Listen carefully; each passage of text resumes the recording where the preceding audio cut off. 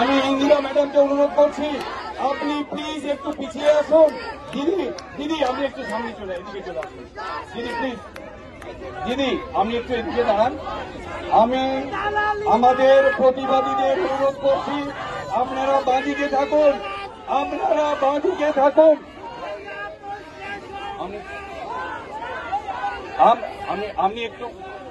আপনি একটু প্লিজ একটু দূরে থাকুন। আমি অনুরোধ করছি, আপনারা কোনো প্ররোচনায় পা দেবেন না। আমরা প্রতিবাদীদের অনুরোধ করছি, আপনারা বাঁদিকে যান, শান্ত হন। আমরা কোনো অশান্তি আন্দোলন করতে চাই না। আমাদের প্রতিবাদীদের অনুরোধ করছি, আপনারা বাঁদিকে সরে আসুন। এবং আমরা আমাদের সাথে যারা সহযোগিতা করছেন পুলিশ পার্সোনাল, তাদের অনুরোধ করছি, আপনারা একটুখানি আমাদের জায়গা করে দিন যাতে আমরা এদিকে সরে আসতে পারি। একটুখানি এদিকে জায়গা করে দিন যাতে আমরা সরে আসতে পারি।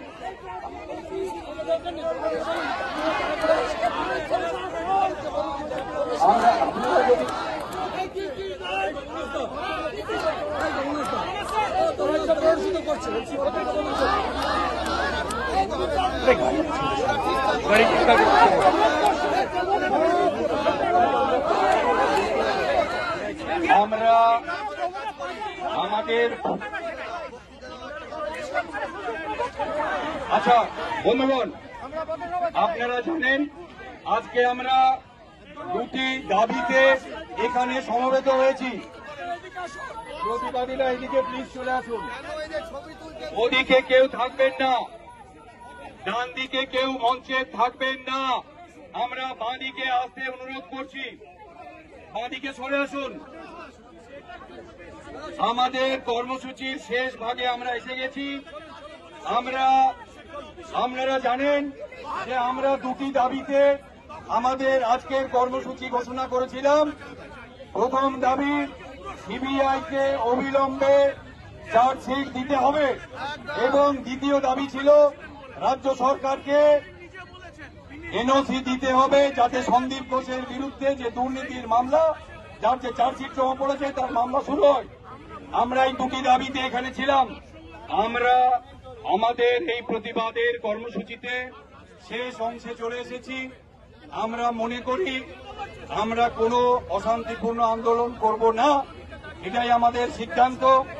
আমরা এখানে শান্তিপূর্ণ আন্দোলন করছি। আমরা কোন রকম কোন প্ররোচনাতে পা দেব না। আমরা এখানে লক্ষ্য করেছি মব কন্ট্রোলের জন্য যে বেসিক কতগুলি নিয়ম মানতে হয়, হেলমেট, চেস্ট গার্ড, সেগুলি ব্যবহার ছাড়াই পুলিশ বাহিনী আমাদের সাথে আছে।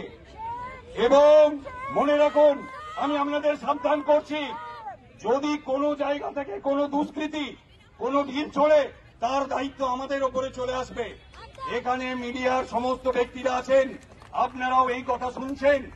মব কন্ট্রোলের জন্য যে বেসিক কতগুলি নিয়ম মানবার কথা, সেগুলি পুলিশ হয়তো মানছে না, আমি জানি না।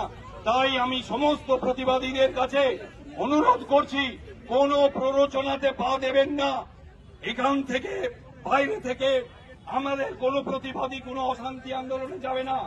কিন্তু এই ঘটনায় যদি দেখা যায় কোন দুষ্কৃতী এদিকে ওদিকে লুকিয়ে থাকবে, ইতিমধ্যেই সন্ধ্যা হয়ে গেছে এবং আমরা দেখেছি 14ই আগস্ট আরজিকর মেডিকেল কলেজে কি ঘটেছে। তাই সেই দুষ্কৃতীরা যদি দুটো টিম চলে তার দায়িত্ব আমাদের হবে।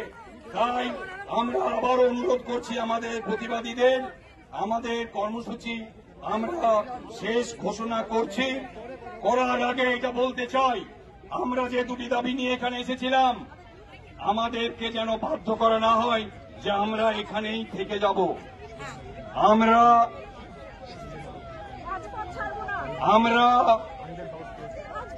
সোমবার অবধি সময় দিলাম, আমরা আইনের দ্বারস্থ হচ্ছি। প্রয়োজনে আমরা এই ধর্মতলা অধিকার করব, আমরা ধর্মতলা দখল করব, কারোর ক্ষমতা থাকবে না সেই ধর্মতলাকে আটকাবার। আমরা আইনের সাহায্যে ধর্মতলা দখল করব। সোমবার অবধি আমরা সেই সময় দিচ্ছি। সিবিআই কে তোমরা ভেবে নাও, তোমরা যদি তোমাদের কাজ না করো আমরা কিন্তু রাস্তায় থাকবো। রাজ্য সরকারকেও বলতে চাই, তোমরা যদি এনওসি না দাও, যদি মামলা শুরু না হয়, আমরা কিন্তু রাস্তায় থাকবো। আমরা ধর্মতলা দখল করব। আজকের কর্মসূচি আমরা এখানেই শেষ ঘোষণা করছি। শেষ অনুরোধ করে আপনারা কোনো প্ররোচনায় পা দেবেন না। আমাদের কর্মসূচি এখানে শেষ করছি। আমরা অভয়ার বাবাকে নিয়ে আইনজ্ঞদের সাথে পরামর্শ করতে যাব। আপনারা ধীরে ধীরে এখান থেকে আপনাদের সুশৃঙ্খলভাবে বাড়িতে ফিরে যাবেন। আমরা জানি যে উত্তেজনা মানুষের মধ্যে আছে, যে দুঃখ, যে রাগ, যে ক্ষোভ আমাদের মধ্যে উগরে উঠছে। রাস্তা ছেড়ে আমরা কেউ যেতে চাই না। সবার বুক থেকে আমার মনে হয় যে আমরা এখানেই থেকে যাই যতদিন না আমাদের মেয়ের ন্যায় বিচার পাই।